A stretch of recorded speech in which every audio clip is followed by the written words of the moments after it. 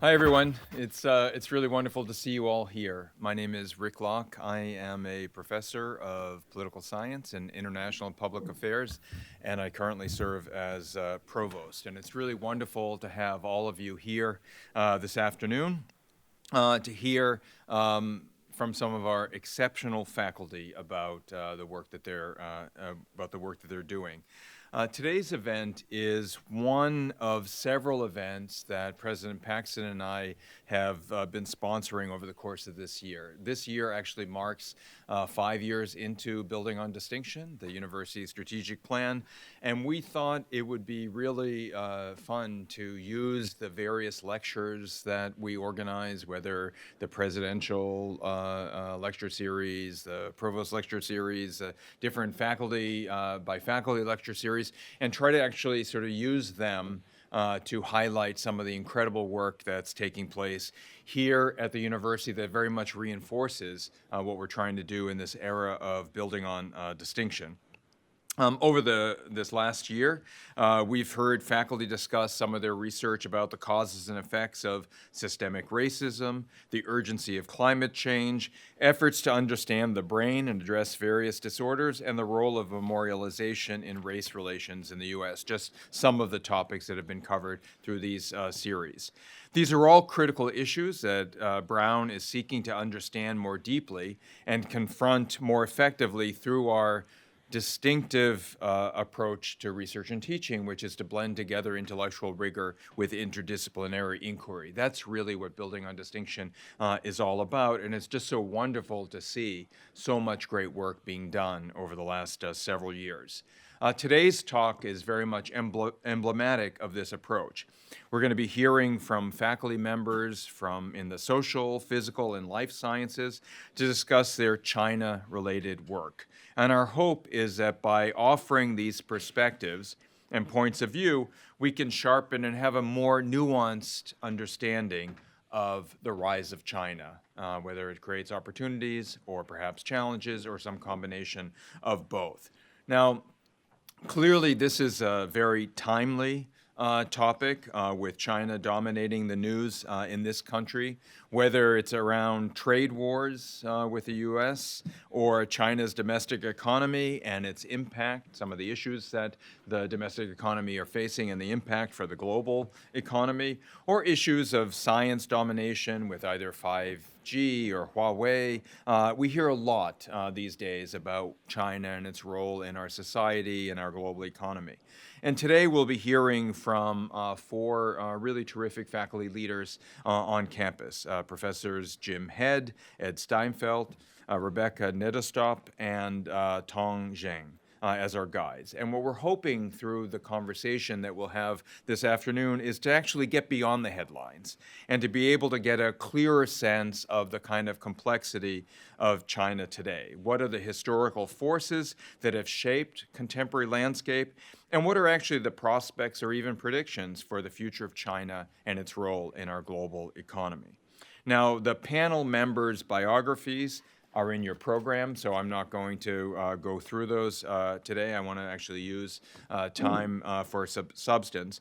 But instead, what we agreed to do was to ask each of our panelists to speak for about 5 minutes, just sort of to introduce their perspective on the rise of China. And then I'm going to sort of kick it off by asking them some questions and then open it up for general questions. We really want to make this as much of a conversation and a dialogue as possible.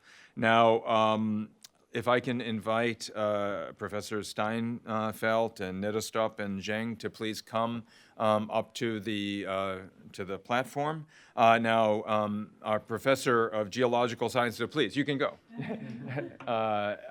Professor of Geological Sciences, Jim Head, is actually at a conference. He happens to be at the 50th Lunar and Planetary Science Conference at Houston, but he has graciously agreed to participate via Zoom. And so with that, why don't we begin by hearing from Jim. Thank you very much, Rick. It's a real pleasure to be here. I'm in Houston, as you mentioned, and indeed, at the 50th Lunar and Planetary Science Conference. And believe it or not, my first job was on Apollo 11, and I've been to all 50 of these conferences.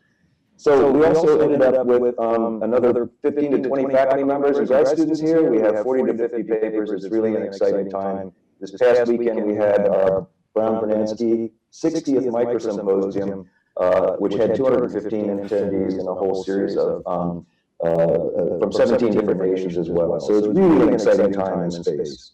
So if we have the first slide, I think it's really important to think a little bit about where space fits in. We've all heard the Star Trek mantra, space, the final frontier. Indeed, it is a major frontier. And one of the key points about space is that it's essentially a frontier in science, and technology, and organization. So we might have dreams about what we'd like to find out on other planets, but if we don't have the technology, we simply can't get there. And again, you can't just show up at Cape Kennedy with your experiment and expect there to be a launch vehicle sitting there waiting for you. The organizational structure that is involved in space exploration is critical. So these are really important things from the point of view of what countries can do in space. The second point is that it really does demonstrate national power. I grew up in Washington, D.C. In the 1940s and 50s, and believe me, when Sputnik 1 launched, fear took over because we had, in fact, a Soviet space station right over our head. On the other hand, Apollo 11, which I also worked on, was a completely different attitude, at least for us. There was worldwide awe. It was really a great demonstration of bringing the world together in a singular event, the first human to set foot on the moon. Now, indeed, in space provide also a variety of other things. Pride is how we view ourselves. Prestige is how others view us. These are both critically important in space on a national space program point of view. And indeed, it also inspires youth. This is exactly what happened to me. I went from thinking about going to an oil industry job immediately into the space field simply because I was so inspired by the idea of how we get to the moon, what do we do when we get there, and so on. Accomplishments in space, it's very important to understand that these are dual-use military-civilian technology. What this means for national leaders is it's a good investment because you not only get technology spin-off to go into the civilian industry, but it works the other way too. Anything you need to do to go to space, if you want to go to Pluto, trust me, you can't fly something that you would fly in a military satellite on the Earth. There's really advanced technology there. And that raises another question too. Cooperation in space often has these different aspects to it, which we have to be very careful from a national security point of view. Now, also, accomplishments in space enhance national security and provide vertical and horizontal, essentially, projections of power. It's really important, both up and across. And finally, accomplishments in space provide international leadership and national legitimacy. So, for example, the Soviet Union, when I was in Hungary during the Soviet era, everybody hated the Russians, but indeed the Russians launched in their Intercosmos program a Hungarian cosmonaut.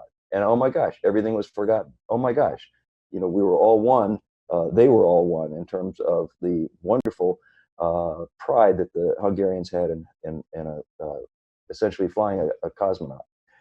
So let's go to the next slide. I just briefly want to show you what is going on in terms of China program itself. The Chinese program is run by the Chinese National Space Agency. This is a series of logos which just shows the broad organization and the penetration of space into all sectors of the Chinese government and economy, etc. So Chinese Space Agency is very much like NASA headquarters. It's different than NASA as a whole because it doesn't have field centers. Those are really all the other symbols you see here, including on the left, the People's Liberation Army, which doesn't really work for the CNSA. The Chinese Academy of Sciences is much more like the Russian Academy of Sciences, and there's incredible leadership there in which people get a whole series of hundreds and hundreds of institutes behind the space exploration endeavor. Next, please. Now, the other part of it is that they have, in fact, robust industry. The China Aerospace Science and Technology Corporation, I love these names, the China Great Wall Industry Corporation. These people are, the CALT, et cetera, are making huge rockets. You see they're lined up next to one another, the Long March series. They are really competitive in the international launch market. They have had 300 successful launches of these vehicles, and they have a essentially Long March 5B, which is going to be essentially the same and even better perhaps than the SpaceX Falcon 9 heavy launch vehicles. So it's really competitive. And of course, in the lower left-hand corner, you can see that these are used to launch and build the Russian space station. The next slide shows the cosmonauts. They're known as the astronauts. They're known as taikonauts, if you will. These are really coming from Soviet, sorry, it's a long, Russian, like the Russian cosmonauts, these are coming from the military, and this is the same way that, in fact, the United States did, because these are test pilots. These are the people you send up first. It is under the People's Liberation Army. People say, oh, it's a military endeavor, etc.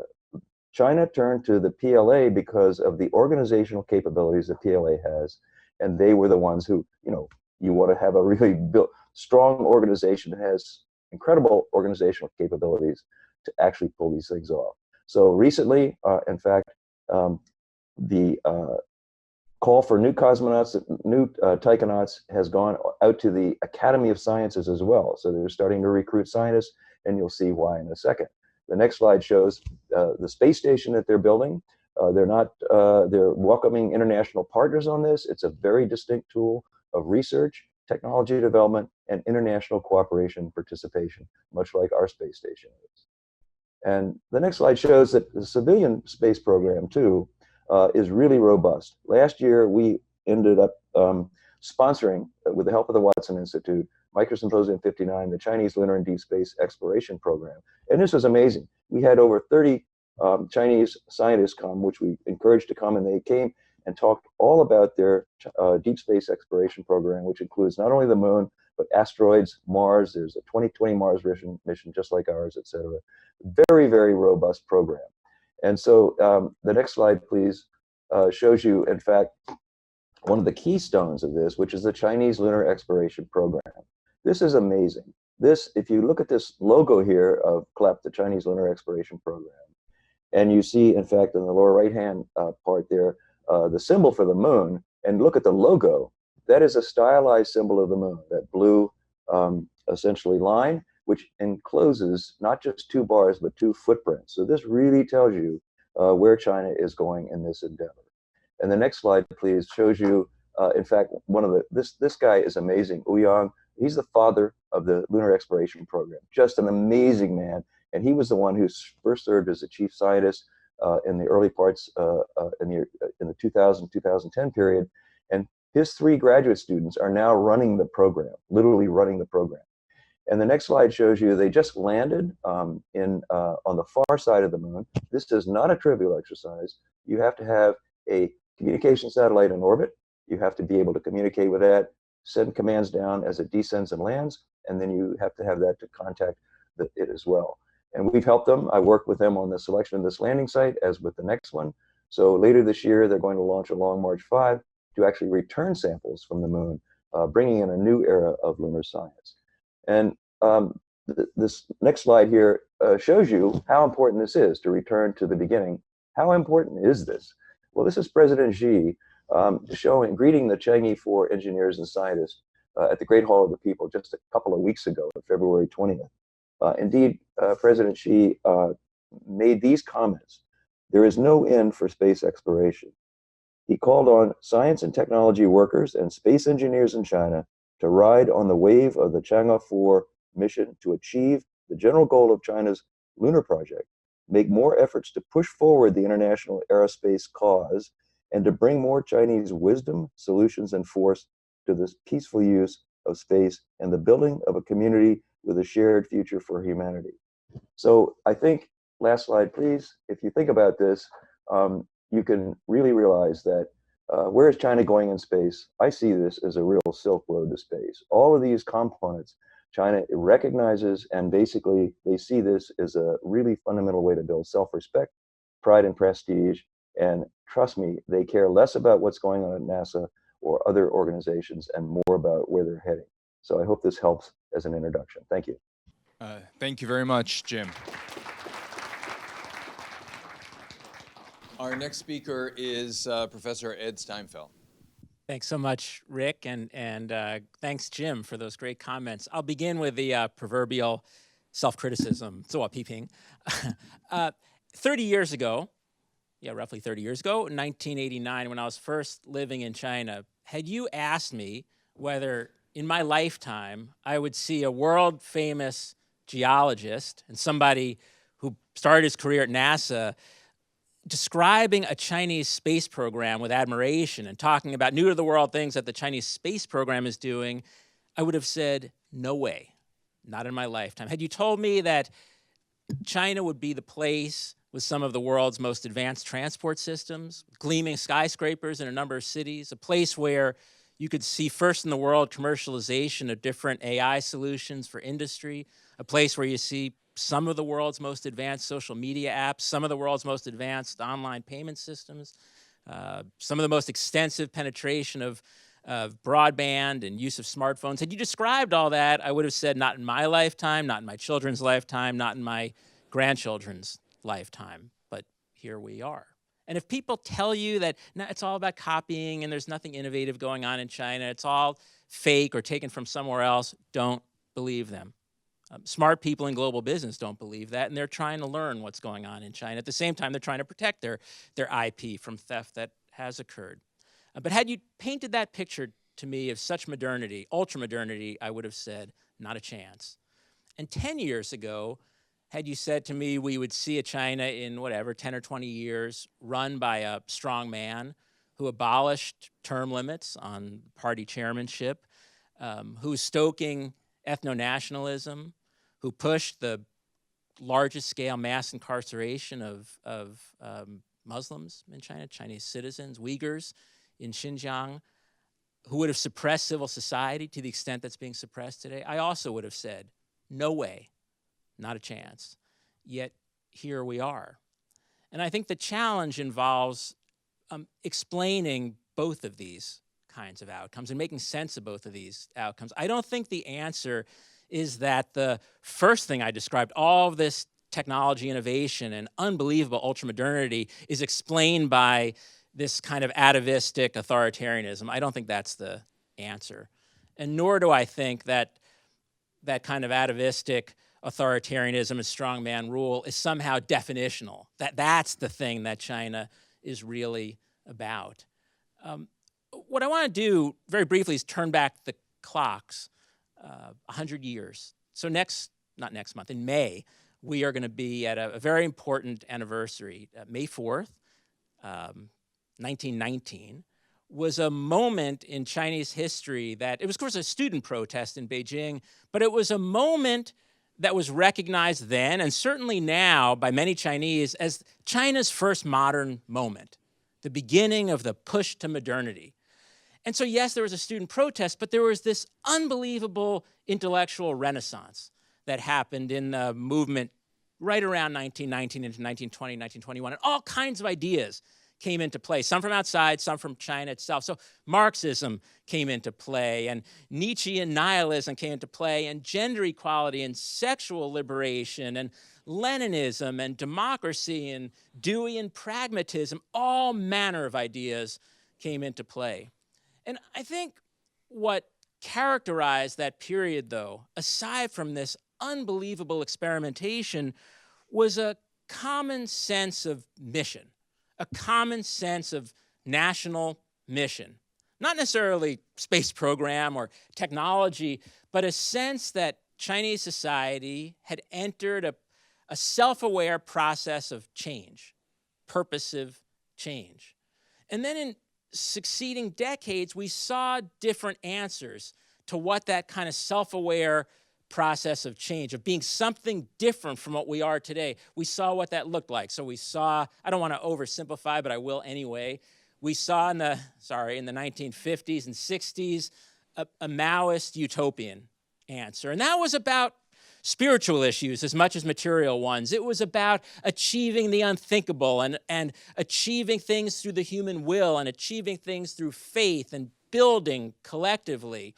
And it was about unbelievable catastrophe and unbelievable errors that occurred that cost millions of human lives. And it culminated in an unbelievable, I'm sorry to say,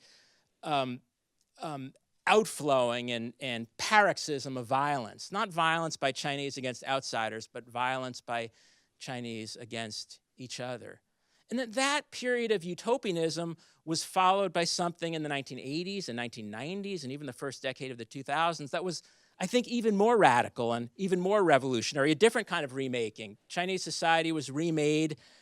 Well, in the term capitalism isn't used so much in China, but it was and is capitalism, a very radical and pretty fast exposure to markets, and a very radical, at least from the perspective of the ordinary Chinese citizen, a radical retreat of politics from day-to-day life, despite the, of course, persistence of authoritarianism. But markets everywhere for everything, education and healthcare and housing and job markets, which of course puts a lot of stress on people and makes them economically vulnerable, but at the same time affords a certain liberty in many respects of life. And I think during that period, we did see the bases for this kind of burgeoning of technology and technological solutions and burgeoning of human capital investment, the results of which we see today. And then not so long ago, maybe coincident with the rise of Xi Jinping, although not just about Xi Jinping, but the rise of Xi Jinping in late 2012, 2013, we saw a different kind of moment and a different kind of recreation that happens to mirror things going on in lots of the rest of the world, including in the United States. And that recreation seems to be about national identity expressed belligerently, often, national identity expressed through fear, often, national identity expressed through a big state and a heavy-handed state, and national identity expressed through the suppression of civil society and anybody who threatens pardon me, the state coming from civil society, be it an ethnic group or a civic group. I don't have an answer to why this is.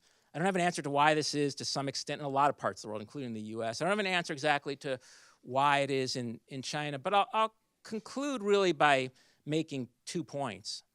The first is, since 1919, that May 4th movement, at least since 1919, China has been in this really self-aware, purposive experience of change. And what that experience has demonstrated is virtually anything is possible.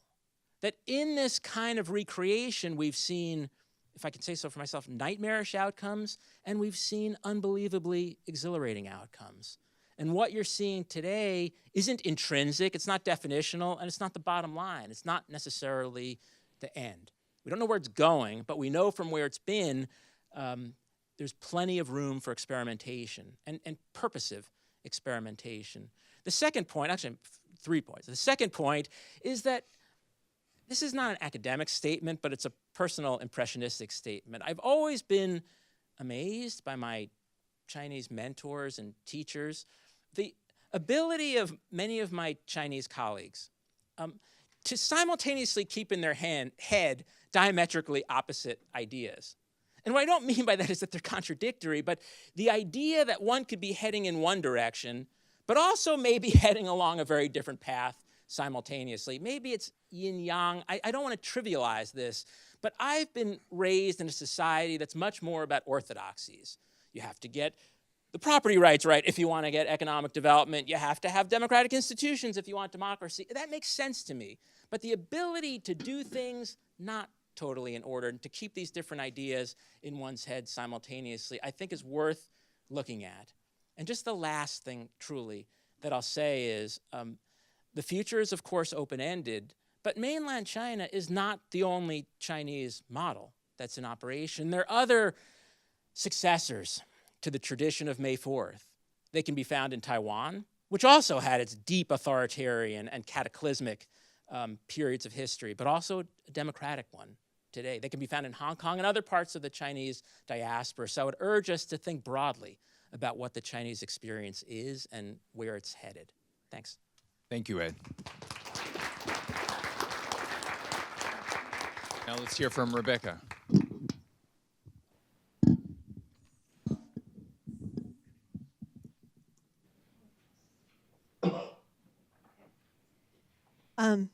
So I'm going to talk a bit about about China's scale.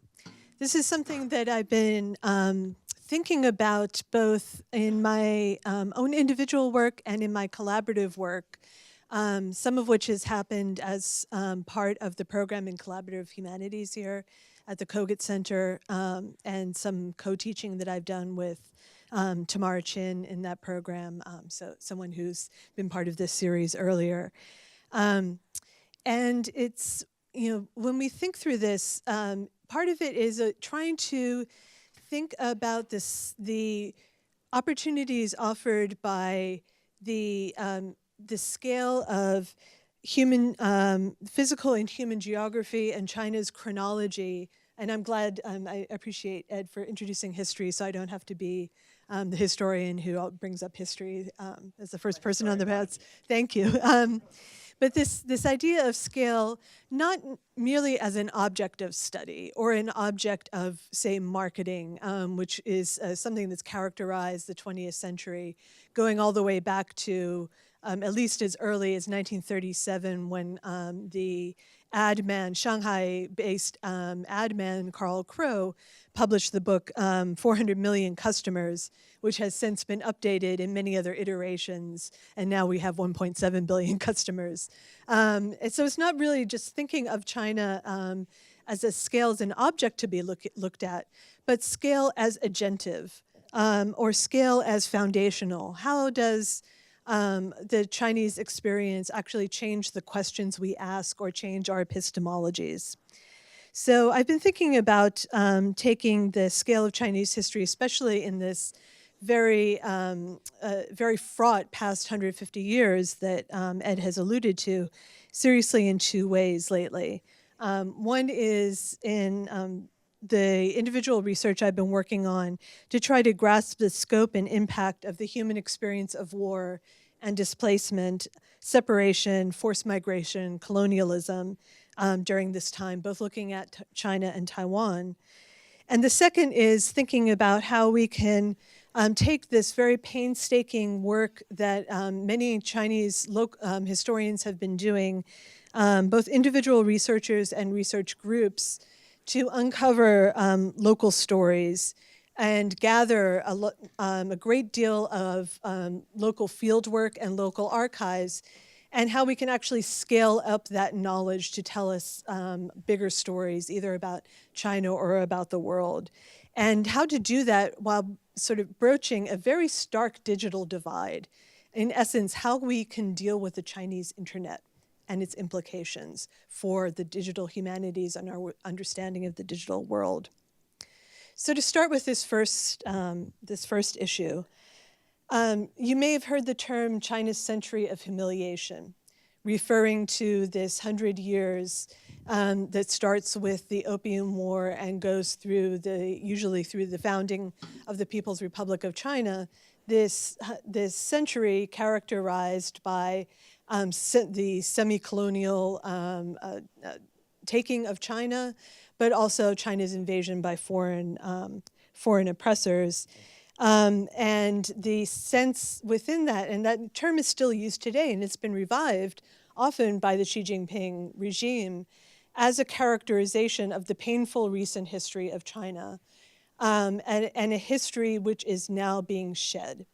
And I think we need to take it seriously because it is based in harsh historical reality. It's also obviously a political term of art, but it is one that nonetheless has resonance with people. And that history itself is often incompletely dug up, ironically, sometimes because of local politics or Chinese governmental politics and global politics alike. So it's useful to think about that. What is missing from our global history regarding China, as well as from Chinese history itself. So many people are very anxious to see the history of their local histories, their local communities represented.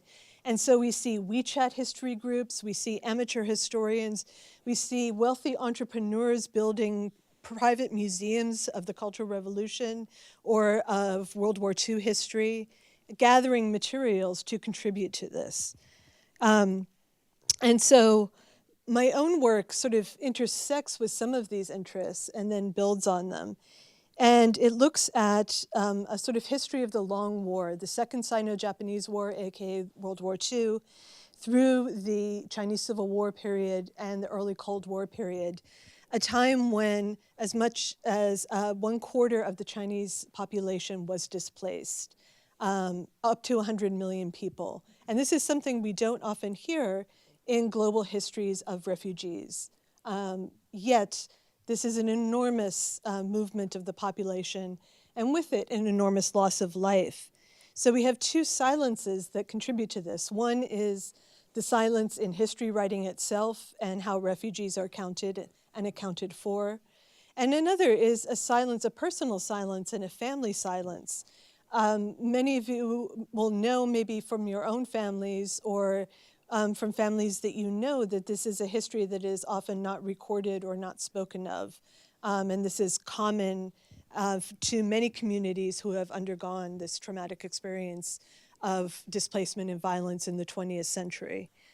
So how can we account for this and account for silences? Thinking about the war, many of you may know pictures like this. The famous picture, Bloody Sunday, termed Bloody Sunday, taken by a Shanghai-based photographer, depicting this child, which was seemingly left alone after a Japanese bombing in 1937 Shanghai. Those of you who may know a little bit more about the story know that he, in fact, was not alone. His father was nearby. And the full series of the photographs show him being rendered aid. But this is something about the image of China overall during this century that was being constructed by these photographs, but that continues on. This idea that, that China is a place of orphans, it is a place of abjection, it is a place where, where children can be left alone and uncared for, it's a place of suffering. If we look, where else can we look and get a sense of what the what experience might be like? I've found it in things like wooden boats. Wooden boats after the end of World War II started carrying many passengers from the wartime capital of Chongqing back to places like Shanghai and Nanjing. These passengers were not alive. They were encoffined corpses who went back east before living refugees could, which showed the importance of reburial and care for the dead of many families and organizations in China during this time. Newspapers carried advertisements for these trips. And this was tied to the sense that dying away from home and outside of the family realm was a dispersal and separation of community and a breaking apart of the moral world. And that this was a strike against cosmological order as important as death itself. So these are the kinds of things that one has to search for carefully in the historical record because they may not be spoken of. And we see them spoken of perhaps only in the lines of short stories of people remembering, talking about Tomb Sweeping Day where there are no graves to sweep because the family members are lost. So this is the larger project. And along with it, I'll just mention very briefly the digital project, which is based on an idea that many digital humanities projects are built around a kind of one world concept, that eventually everything will be digitized and all we need are the tools to analyze it. We need better and better tools to analyze a growing and growing corpus. The world of Chinese digital objects is complex because of the Great Firewall, because of governmental restrictions. Sometimes things are digitized, but I can go to an archive and not walk away with the digital object itself. So just because something is digitized doesn't mean that it ends up as a digital object in the hands of researchers. Secondarily, there are many things that we work with as researchers that will never be digitized. So we're working now on this project, which is how to create a DOI, a digital object identifier, for something that may not exist in a digital realm, and to create a graph database that will allow us to share the records of those objects so that we know that that exists. We can share and collaborate on our knowledge of those objects, but we don't have to rely on everything being completely digitized.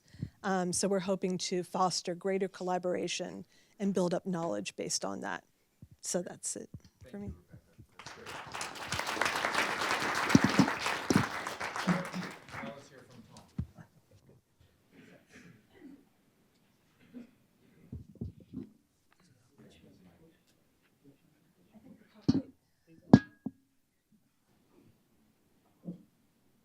Okay, thank you. First, I would like to thank the university, Rick, and President Paxson and the Watson Institute for hosting this meeting. I thought it's a very timely meeting. Really, for me, I feel it's very important to communicate about the rise of China, especially the TV talk so much about. And as a Chinese origin, we live in a kind of how should I describe? Just say it's timely. I just say I want to borrow your sentence. You are open up. I say 30 years ago. So 30 years ago, I came to this country. Before I came to this country, I was asking people who came to the United States. I said, "What looks like a highway?" Because they never saw a highway. So I was imagining the highway was built so high, and it's like from the sky. Really, I recall so vividly, I was asking, what is a highway? But now you go back to China, now the highway was built to the most remote village, mountain area. And my hometown never see a train. But now the 350 kilometers per hour the train was passed by 2 lines. So the rise of China, economy-wise, they really did a major progress. And I'm currently serving as the chief scientific advisor for China's National Institute of Environmental Health Sciences. So I'm going to focus on the environmental issues related to China's development. So my question to everyone, to myself, is what can we learn from China's economic development and the public health and the human care? Can I move forward? This one? Okay. Yeah, so I'm going to talk about China's economic development and the environmental deterioration. Okay. So I'll be very quickly to say that's really the China's economic development. So when we say rise of China, that's the rise of Chinese GDP during the past decade. You can see before 1990, it's almost not much change. But after China joined the WTO, that's how the pattern. Here I just showed you that the top is Shanghai in 1980s, 1990. And this is what a few years ago. Shanghai doesn't look like this anymore. There's many more high-rise buildings. So that indeed has a tremendous development. So I'm going to divide it into 3 periods for China rise and the public health. One is 1949 to 1979. That's so-called before the open door policy. There's really not much economic development. It was very slow, basically recover for surviving. So there's also very little environmental contamination. So that's that period. And then the second period is 1979 to 2009.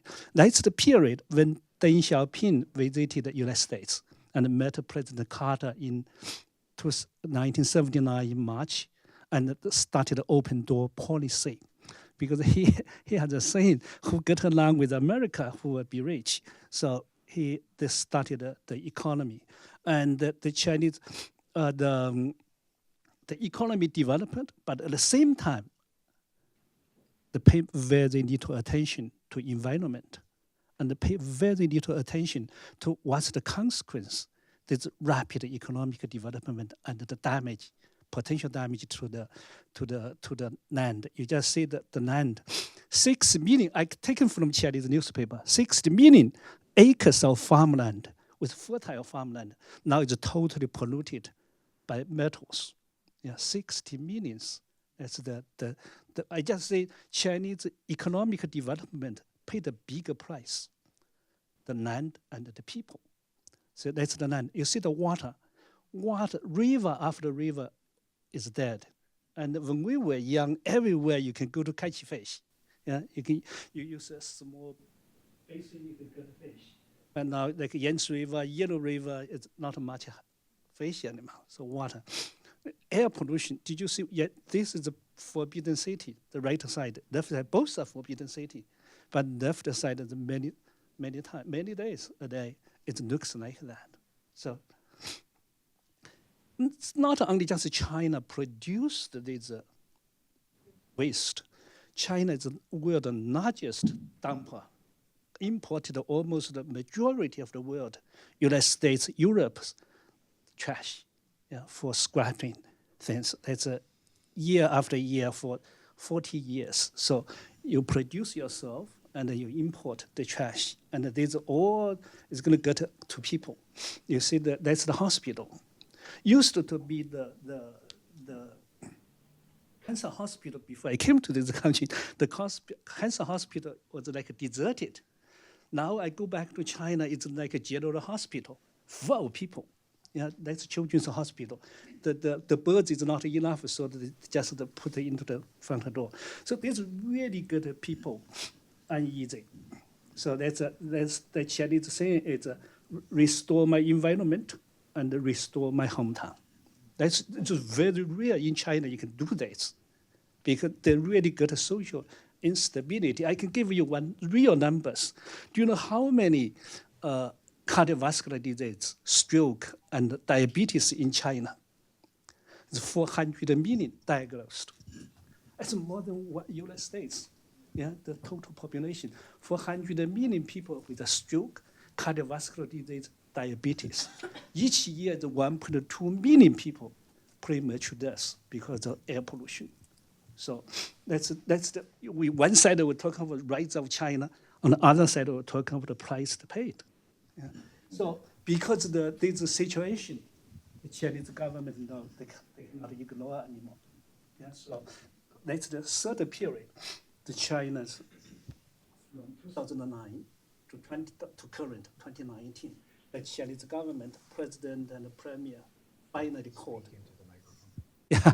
Yeah, finally called. We need to fight against we need to fight for clean air, and so China now is the world's largest investor in green economy, renewable resources. On the top, that's China's. The highest is China's water power, solar power, and wind power. And this is also the China's, they invested in electric cars, and by 2025, China is going to have one-fifth of the car running on the street is going to be the electric cars, try to reduce the pollution, and also try to restore the forest. And China now, on this side, we're so hard for good R01 grants. Oh, I just wanted to tell you the good news. I just got a $3 million grants to study metal exposure and diabetes in China. So, and that's great. Yeah, well, I mean, while we are here, very tight budget, but China now, they invest billions dollars to research. So now we have, the past 5 years, I was helping China just finish one called enhanced study. It's a national environmental and nutrition study. This is the first one. Each year is a billions dollars. And this is another one called China's smog monitoring. It's 150 sites, and each site each year is like $1 million. So and there's many other studies with you and I, we went to the institute. And so I wanted to say that's the sites in China. We just finish this study. So my conclusion is, we can say China, the economy rise. When you were very poor, 1949 to 1979, everyone wanted to be rich. Yeah. So by 1979, when Deng Xiaoping said, let's get rich, so everyone was trying to get rich. No one cared about the consequence. So now people's pocket seems a little bit full, and find out, wow, the poor time even better. So my point is, what lesson can we learn from China's economic rise and health come down? So because there's many developing countries, it's going to work in the same path. So that's my. Thank you very much.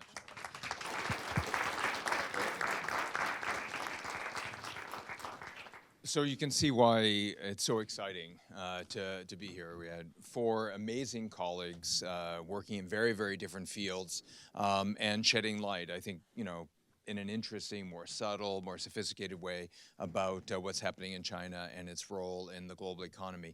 Just to kick off the conversation, I thought I would ask a couple questions and then we'll open it up for discussion. So let me begin by talking about sort of advances in science, and this is to Jim, but to all of you. And I'm sorry, Jim, that I keep on having my back to you, but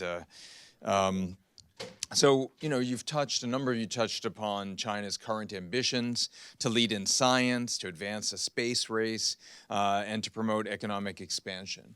But given what several of you also mentioned, which is the current leadership style, which I think was described as traditional strongman, I guess my question is, can they really pull it off? What we know is that to make lasting and meaningful scientific advances, scientists usually need freedom to explore, to collaborate not just among themselves, but with global partners.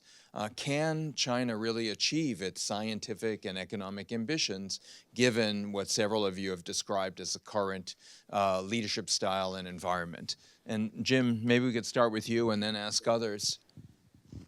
Yeah, I think it's a complex question. I think you're absolutely right that there are these issues, and my Chinese colleagues complain about them, about not being able to get more access to the internet in various different ways. But at the same time, I think the overarching aspect of the Communist Party, regardless of the leader, is not the kind of democracy that we think of when we think of our own interactions. And so there's sort of an umbrella under which most of the Chinese scientists operate, in which they kind of know the bounds, but there's actually a lot of, I won't say freedom per se, but just ability to interact internationally, to travel, to communicate with people like myself and others, to invite us to come visit them, and to collaborate in many, many different ways. So I think,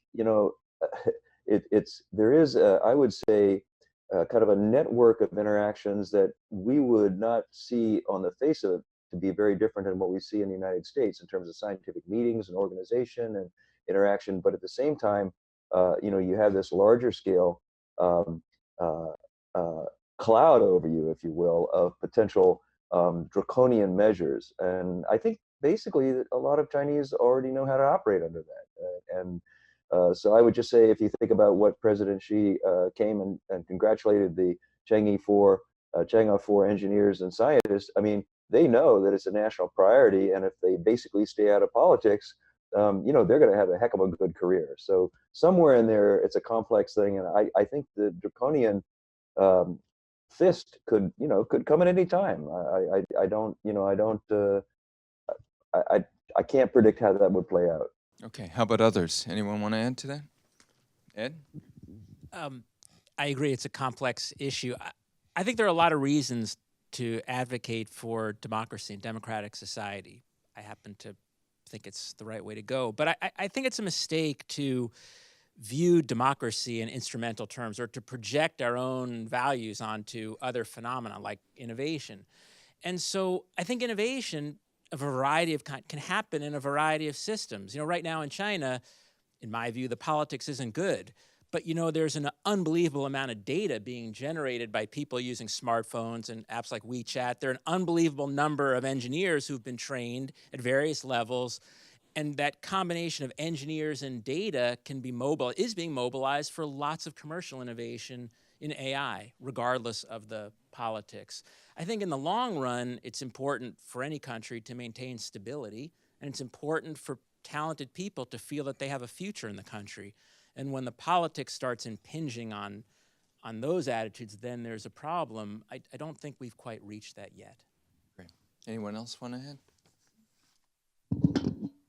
I'll just make a quick comment that I think it's quite interesting how, if we take the internet, the idea of a closed internet in some way versus a completely open internet, that going back to Ed's earlier framing, that even 5 years ago, maybe we would have thought that China's internet was an outlier as a model, and that there was an assumption that that American internet or ideal of internet was going to be the only way to go.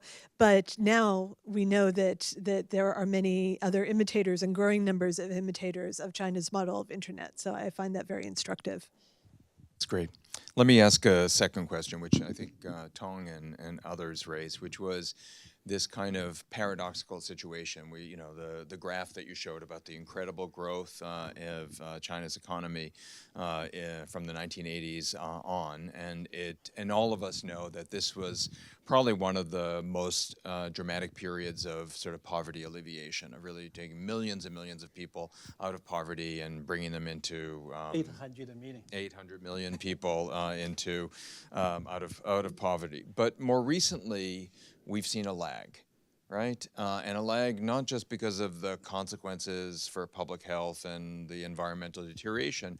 We've seen a lag because of sort of a slowdown domestically in the market, and also a lag because of what's happening internationally, whether it's trade war or other demand, et cetera. So given that lag, what do you see as the prospects for, or at least some of these clouds that we're seeing in the prospects for the Chinese economy?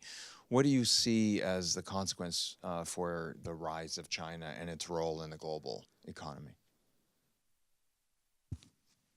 Who wants to? Good question, a big question. Just a few things.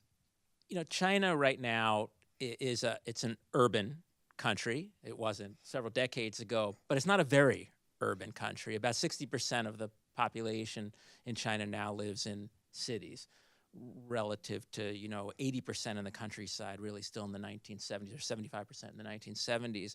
But what that says is this is a country that at its current level of wealth has an inordinately low level of urbanization, which is also to say that the process of continued urbanization is going to continue to generate growth, I think, over the long run, and this shift into a consumption-oriented economy. But things have slowed a lot, and I think it's normal. It's normal to expect that the growth rates of the 1990s and early 2000s are not sustainable over the long run. That the adjustment to slower growth, I think, is a challenge socially and a challenge politically and a challenge economically, particularly because in recent years there's been so much speculation, particularly in things like real estate, and so slowdowns in the near term pose real problems.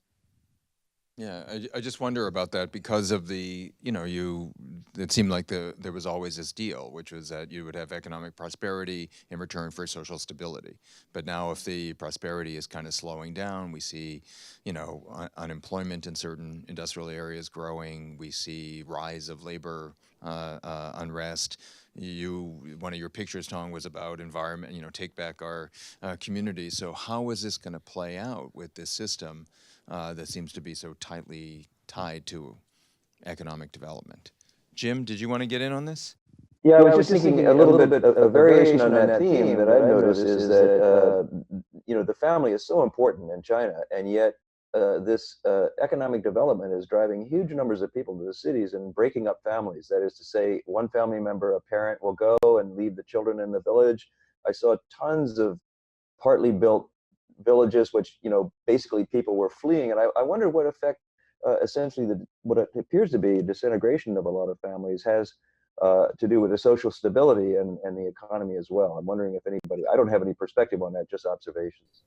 Just a few years ago, China was like a 10% GDP increase each year. And the people say if we're less than 9%, China is going to have a bigger trouble. And then they reached the 9%. And then people say 7% will be the lowest bottom line. It reached 7%. Now it's about this year 6.5%. And the next year, the anticipated just finished the Chinese government meeting is going to be 6% predicted. But China, because like the United States, it's such a huge economy with 13,000 trillions dollars GDP per year. So China's they emphasize the international trading has some impact to China's economy. There's no doubt. Just like the discussion with the United States trading, if you totally stop the trading between United States and China, is about 1% the impact. So they are not going to really hurt China much with the 13,000 trillions GDP per year. So the China, what they are doing is trying to emphasize, that's what they plan to do, to emphasize the stability, the progress with a continually privatization. And but at the same time, because that's what my discipline, I have to go back to where I'm talking about. They realize if you just keep going, don't care any consequence, just care about the GDP, they can continue to go back to 10%. There's no problem. China's this GDP come down in many, many sense. It's voluntarily cut. Like as far as I know, in Shanghai, in Beijing, in Canton, and they shut down hundreds of thousands of polluting industries. This kind of small industry with a tremendous environmental damage and the cost material damage, they just shut down. So China actually now, in part of the economic slowdown, is put the attention to the environmental issues, put it to the health issues. Great, thanks. Let me ask one last question, and maybe Rebecca can kick us off on this. So we're on a college campus, and college campuses have waves of student protest. And several of you mentioned that, from the May 4th movement to Tiananmen Square, China has also a history of student protest. So what's the mood of students on campuses today? And how are youth viewing things like trade wars, space race, issues of climate change, and access to information? Is this striking a nerve or not? That's a good question. And I mean, that's one of the reasons why I think there's been a sort of theme in some of the comments about the intersection of the image of, or the resonance of some of the message of pride in the political discourse, and then other critiques and so on, because I think that there is a real sense among some students of a feeling of that, really, like that now this is the moment where, particularly given the political situation in the United States, the withdrawal of the United States from its previously stated global leadership positions, that this is the time when China is actually meant to take its place it's a long delayed place on the global stage. So there's for some students there's considerable support for that. For other students, I think that there's going to be continued, at least, questioning, particularly if there's, and I would imagine it might be quite regional too. I was thinking in our previous discussion that a lot of the feeling of economic pressures, particularly job pressures for students, is going to be regional.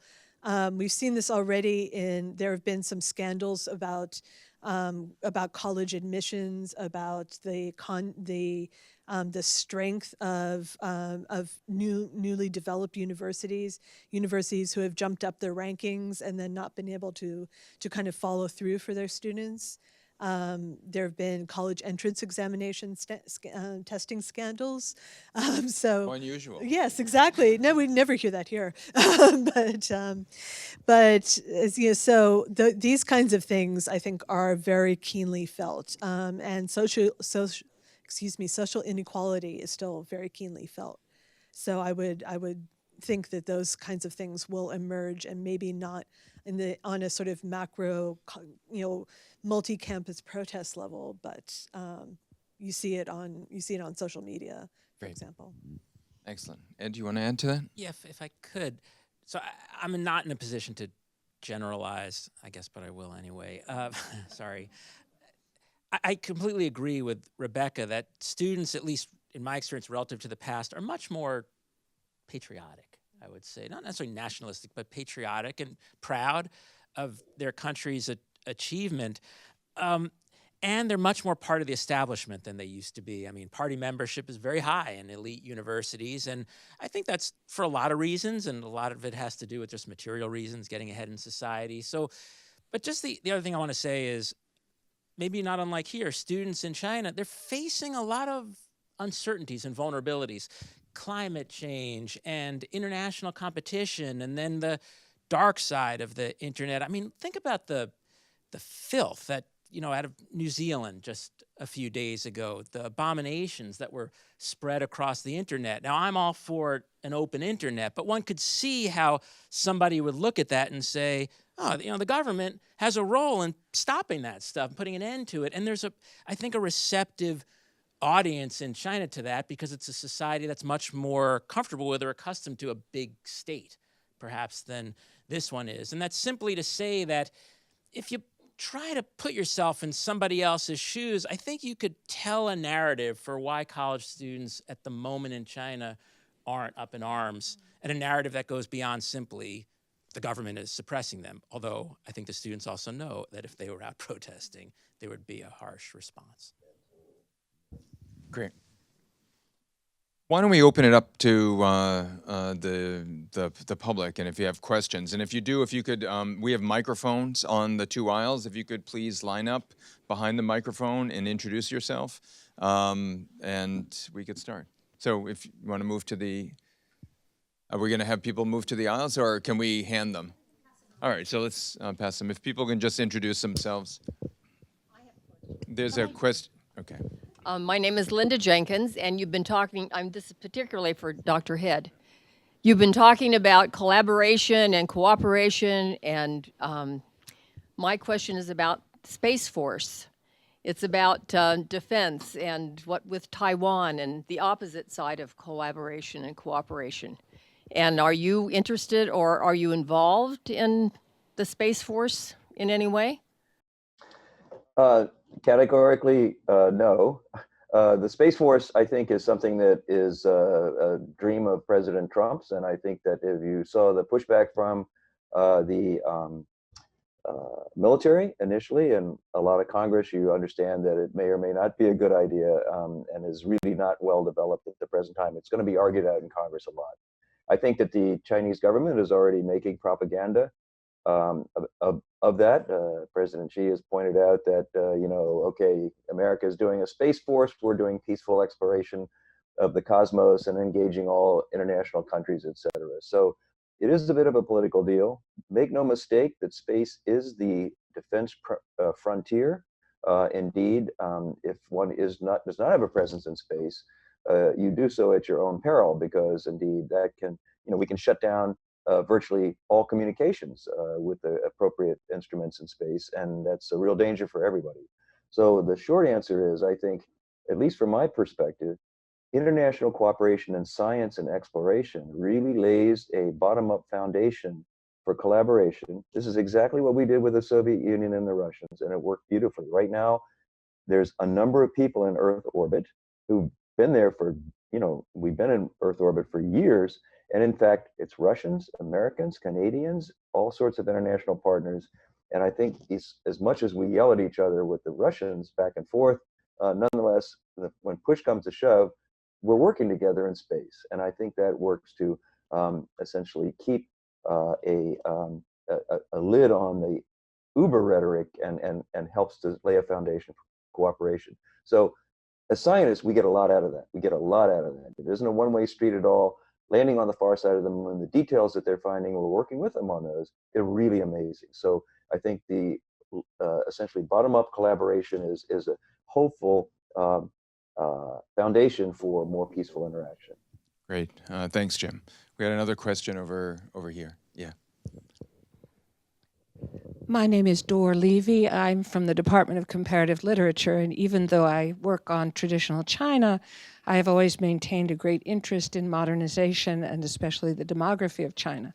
So one thing I would like to throw into the mix that hasn't been mentioned is that unfortunately the process of or possibilities of sex selection before birth have hit China and India particularly strongly, and unfortunately, the processes are neither so expensive nor so disgraceful as to keep people from aborting females and keeping males, so that the ratios of live male births to female births have jumped in the direction of something like 115 to 100.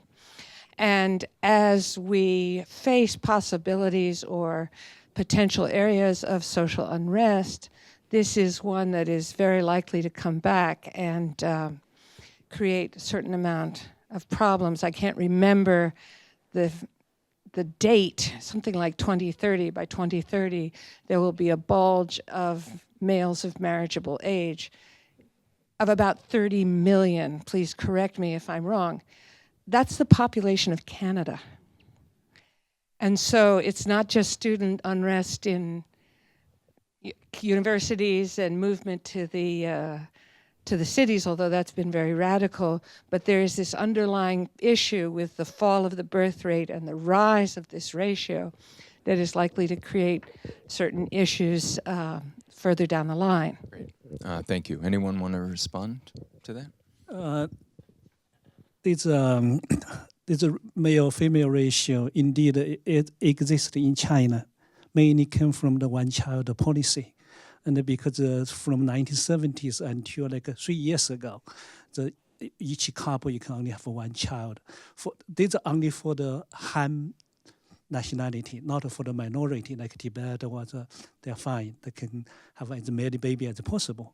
But now they changed the policy because of aging problem, because there's a male-female ratio difference. So then they realized, the government realized this problem. So now they allow you to have two babies. I think they will gradually change the time, the problem. Yeah. Other questions? Yes. Hi, David Burbach. I teach at the Naval War College down in Newport. And actually, sort of following on from Professor Head's comments about space cooperation, more generally, you probably know this, our current administration is taking a more competitive line with China, I guess you could say, and raising a number of issues about how entwined our technological base is becoming with China. And specific to universities, frankly, a lot of interest in reducing the number of Chinese students in the U.S., concern about whether Chinese graduate students might be stealing technology and intellectual property. Some of that relates to the specific sort of anti-immigration stance of the current White House, but it is much broader than that. When I tell my military officers about the percentages of grad students in the U.S. who are Chinese nationals, I mean, their eyes get very wide. They find it very surprising. So what I would ask is, first, I guess a softball, what would you be telling officials in D.C. about why it's good to have so much interaction? I'm also curious about the Chinese perspective. The Soviets were extremely cautious about letting their people go study abroad. The Chinese government seems to feel very confident that they're not taking a political risk by having so many students go abroad and then come back after exposure to Western countries. So who would like to address that? I could start if you wish. Sure. Okay, so I think it's very complicated, and let me say up front that one of the reasons we're so successful in collaborating with with our Chinese colleagues is because we do not develop work in developing military technology. So basically, we're talking about acquisition of images, which are pretty standard types of things, and we end up doing image analyses on these, which are not so complex that they're in the defense realm at all. So we're really fortunate to be able to interact. So we analyze samples and blah, blah, blah. But and we found that, in fact, when the Chinese students come, and many of them do, of course, they're studying in our lab right now, as well as many other places in university, that they really have a lot to offer. They actually really are extremely motivating to our students. And not only that, they're very anxious to learn just the history of space exploration and the techniques of space exploration. This is not high technology.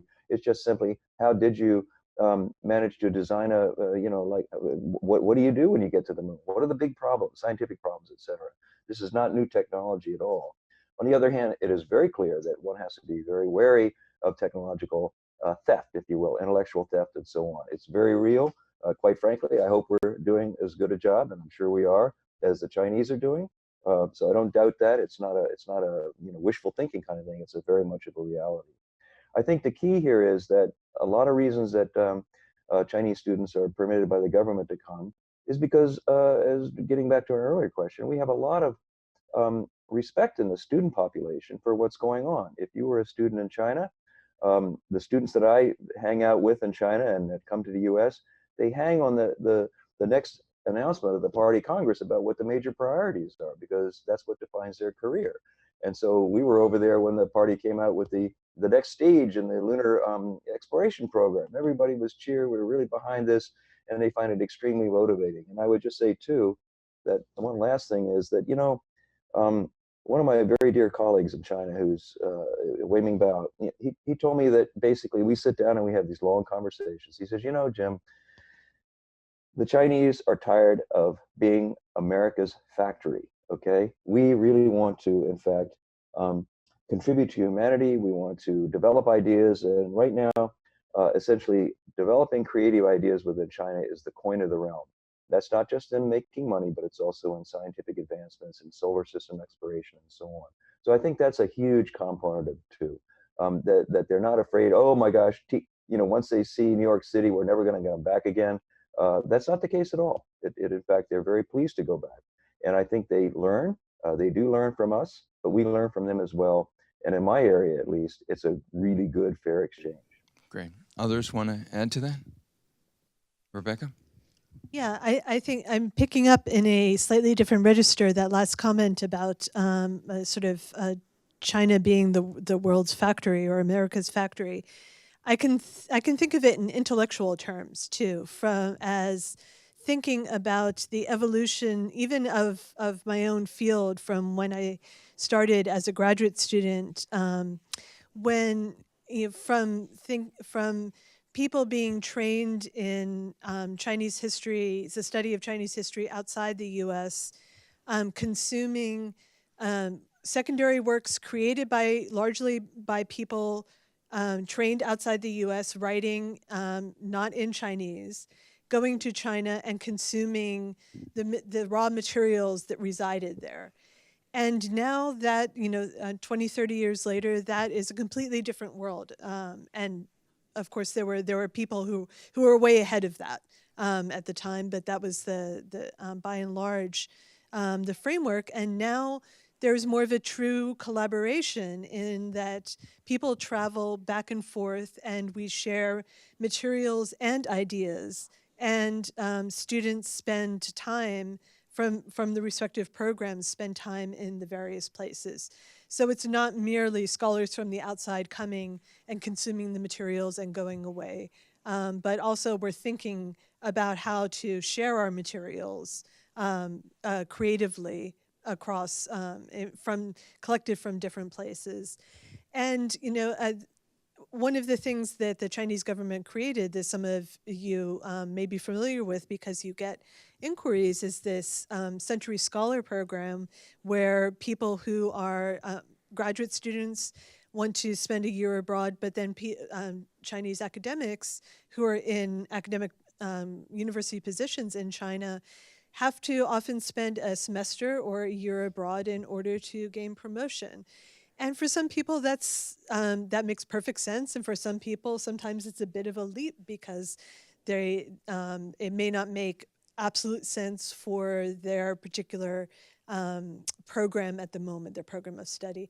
But it has overall just been a sort of wonderful font of exchange and information. So would that the United States government gave us all, a year's funding to go spend, to spend time in another country as part of our promotion package. That would be great, And let me just piggyback on what Rebecca said, and I just how Brown sees this, because that was part of the question, which is we are an open university, we are a global university, we welcome the best and brightest from everywhere. That's our policy, and that is a policy that we communicate very clearly, even with government officials when they ask, "What about this country?" and "Are you concerned?"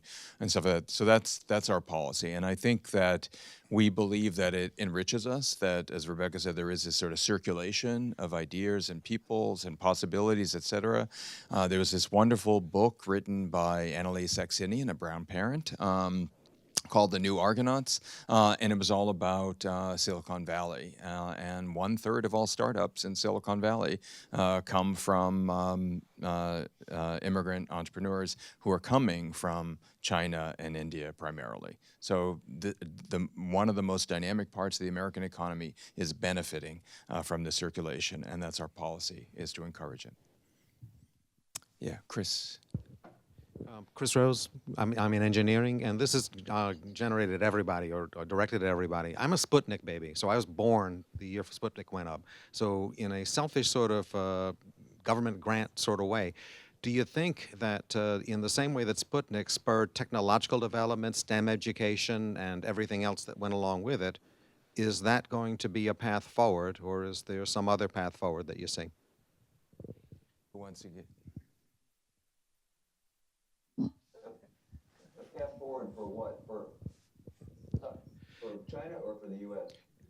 I'm thinking mainly in terms of U.S. policy or Western policy and in investment in science and technology. Ed, do you want to? Well, right now we've generally, societally, have moved increasingly to positioning China as an adversary. And I think that kind of adversarial positioning does encourage investments in a number of areas, like big carrier battle groups and strike fighters, and but also I think science and technology, maybe education, but certainly science and technology.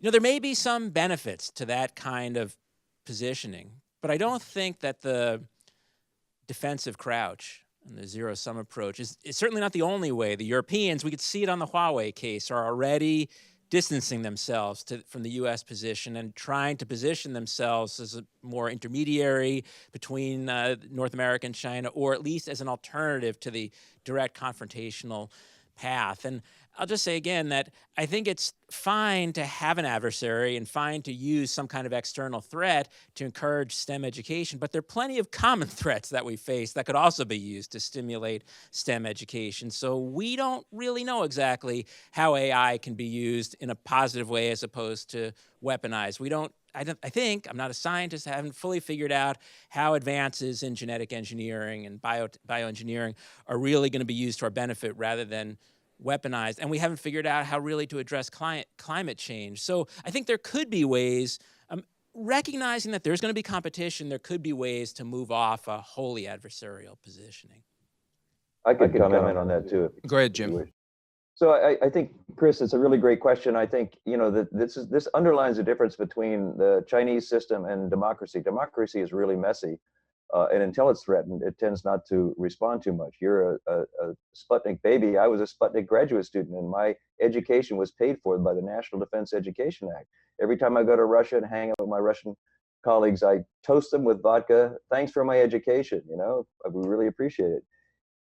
China, on the other hand, in 1986, as part of the 7th five-year plan, had Project 863, which was to essentially underwrite huge amounts of money that were outside the budget for technology development. That was one of the things that really got things going. We can't do that. It's not so easy. Take a look at the budget today. Science is under attack. Democracy is really messy. So I think one thing is that it depends on the system. We managed to do it as a response to Sputnik. On the other hand, the Chinese in 1986 made a huge investment, extra budget-wise, like all kinds of money for this outside the budget to develop technology. So it's hard to see where it's going to go. Okay. I think we have time for a couple last questions. Yes. Yes, I'm David London. I'm not an academic, just a proud alum.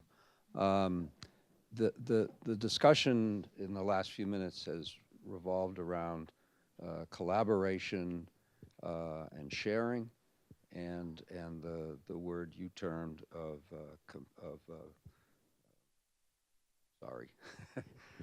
confrontation.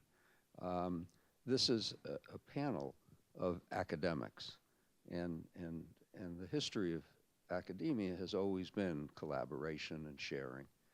But if this were a panel of business people from American corporations, not a week goes by that there isn't a disclosure of bribery for scientific and technological secrets from China and a few other countries as well, but mostly from China.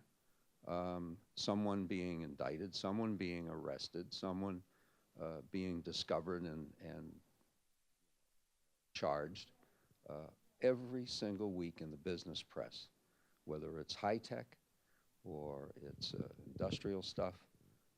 It's nonstop, and it seems to get bigger and bigger. Could you put yourselves, just any one of you, put yourselves in the shoes of someone whose company is suffering from cyber attacks and from trusted employees finding out they've been bribed to deliver secrets of their company's skills or technologies to China? Great. What I'm going to do is collect a couple questions and then turn it to the panel. I think there was a question over here. Hi, my name is Julia. I'm a graduate student in economics, and I have a history question. So I think you alluded to this, Rebecca, that there are private museums opening up that's maybe widening the discussion of China's more problematic past. Do you think that, like, the slipping in of information from the outside world, firewall, the Great Firewall side, like, do you think that there is a path forward for China to slowly reckon with its past, or do you think that the government is going to shut these channels down? Okay, and I saw a question back there.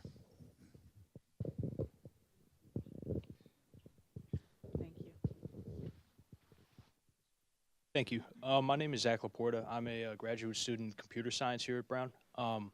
Between 2013 and 2014, I was fortunate enough to be able to spend about 6 months in China studying and living there. I was in Suzhou in Shanghai. And so my question relates to the continuity of China's government today with with ancient forms of government, you know, the traditional dynasty model.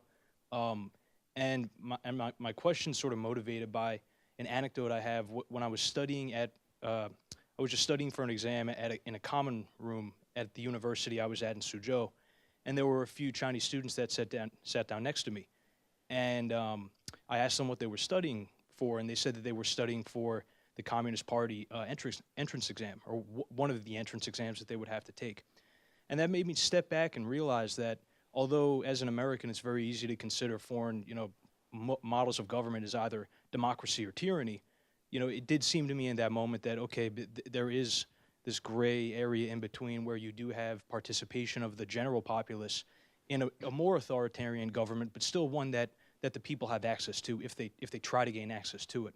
So my question is, do you view in that sense the government of China today as more similar to the bureaucratic models of ancient China where people could also take exams to participate? And do you view the government and bureaucracy of China today as an evolving form which has staying power far into the future? Okay, great. And I think I saw one last hand actually back there, and then we're going to get a round of answers. Yeah. My name is Mu Chun. I'm a Chinese graduate student. So I find the last question, what lesson can we learn from China's experience, is pretty intriguing because in my experience, we in China always say we are following the developing pathway of other developing countries. So although we now have, like we learn from the primary school is first pollution, second remediation. If I remember right, so Europe and US also in the last century also have very serious pollution problem. Even now, the Rhode Island state also is one of the pollution site of the heavy metal in drinking water and volatile organic compounds in soil. So what we actually anticipate is that when you look at our development, actually China is looking for the future of the developed countries to anticipate its future. So after decades, you think people can customize their development pathways. Actually, it's not. So there's many things during the development falls into a historical inevitability. So it's like the development pathway is actually dodging the bullets, and actually they all look the same. So my question is, let aside the dark history and developing speed, what's the difference between the rise of China with the rise of US and the rise of Japan and other countries? Excellent. Thank you. Why don't we start? You can pick and choose whatever questions you want to answer, starting with Rebecca and then cutting across. So just to talk about the question of history that's done, say, by individuals or small groups outside of an academic setting, we'll put it that way. That's been going on for a while, including these museums. Some of these museums have opened and been shut already. And the interesting thing is, I think a lot of that actually doesn't have an awful lot to do with developments outside of China necessarily.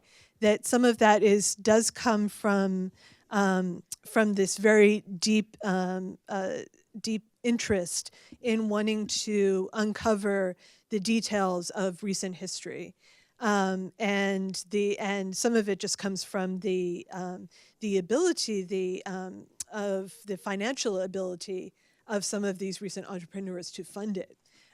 So China's own rise is in a way funding the ability to uncover the history of that rise.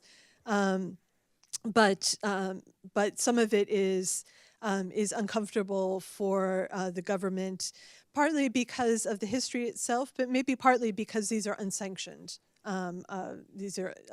Unsanctioned institutions.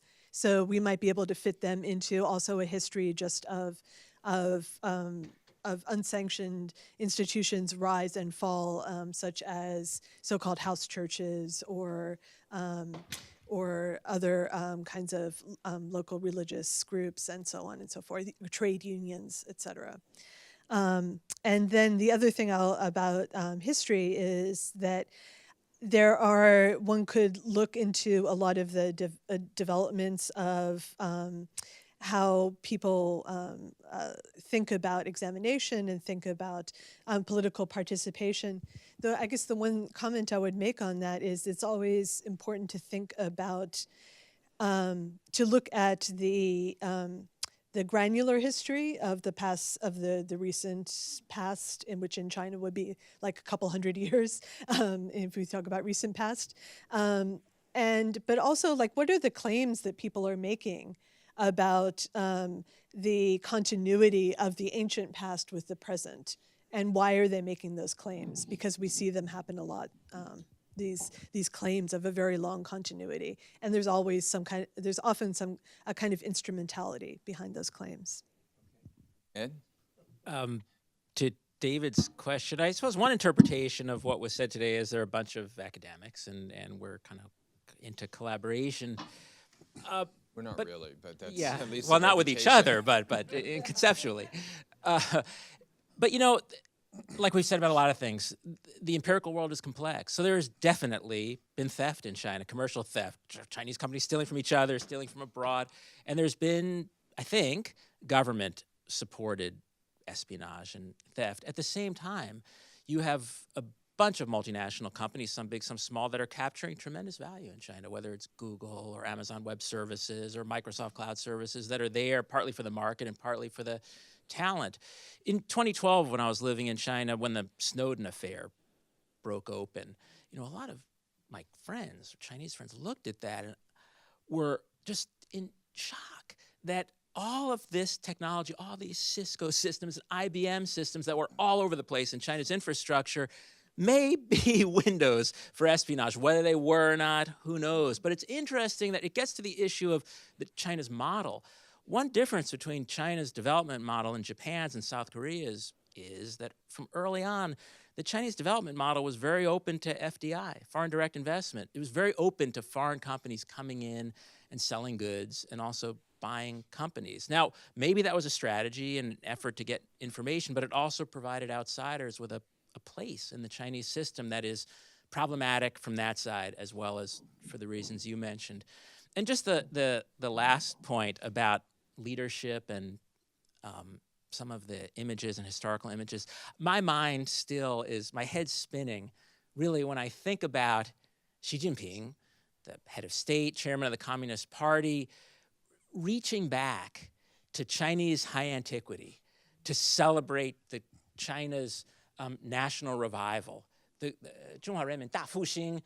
great revival of the Chinese people, pointing back to Chinese high antiquity and sending money into linguistics and history. I like the money going in there, but Chinese high antiquity was supposed to be what the Chinese Revolution was against. That the Chinese government today officially has as its main outreach arm for language promotion the Confucius Institute.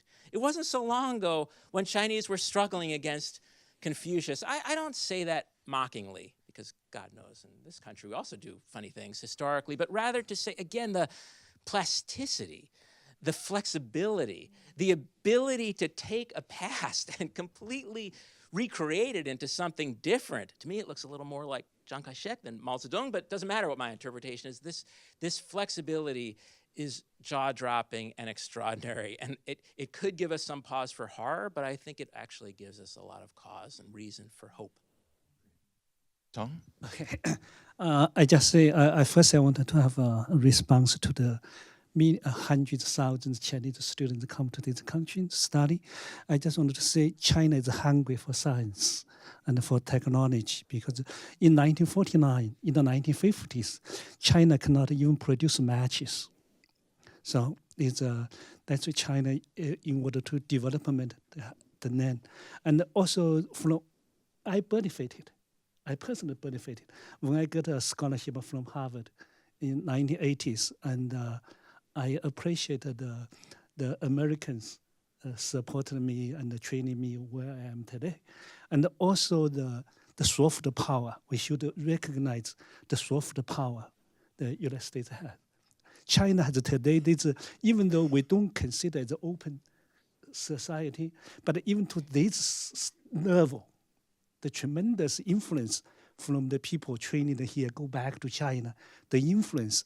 I know, like President Paxson went to China a few years ago, give a speech in Tsinghua, and your speech is spread all over China, the universities. And I went to West China, Lanzhou University, and I went to Wuhan University. Everyone has your copy. And so I just see the power we have here, and not just to training Chinese science. And these people return to China. Science is a treasure for the human being. And we don't want to keep a society as slaves forever. But it's help each other in one sense. And another sense is the influence to the society. And I want to respond to my countryman's comments about what lesson we learn from China. That's exactly my point. When the Great Britain, when they developed it, they went through the same path. That's why the 1950s, 1952, they have a horrible air pollution called London smog. To what level? When you raise your hand, you cannot see your finger. When you bend your head, you cannot see your toenail. So That's what I experienced for the industrialization, modernization in the Europe. In the United States, this country also experienced, that's why Los Angeles smog and all these kind of pollution issues. So my point is, why China? How? For what reason? We did not learn from the experience from Great Britain, from United States. And for the future countries which are developing, like India, India is going to repeat China, what China did. So China now do not own the world's worst city, polluted city. Now it's India. So India's GDP is going to increase. It's past China. Their air pollution, their water pollution, soil pollution is going to pass China.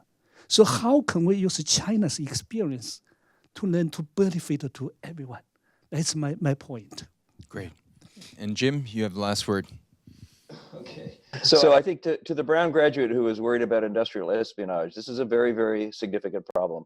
I hark back to what Albert Einstein is purported to have said at the advent of the nuclear age. Everything has changed but our way of thinking. And indeed, the ability to utilize the internet to do industrial espionage along with a lot of other things is critical. And I guess my one statement is we have to just remain vigilant, okay, because it is a way of life now. So we need to protect against that. The second point is that I think, when we talk about the students and the young people, it's interesting, and the exchanges, okay? I find in my lab when people come, they learn a lot from us. They learn a lot about freedom and democracy. They learn a lot about different types of systems. We learn a lot about not demonizing people that don't happen to agree with exactly what democracy is, whatever it is in our day-to-day. And I think, for example, they see when they come here for the first time, the videos of Tiananmen Square for the first time, okay? And in addition to that, for example, one of the students told me that her friend mentioned when President Xi declared that he was president for life, basically, or got that through the system.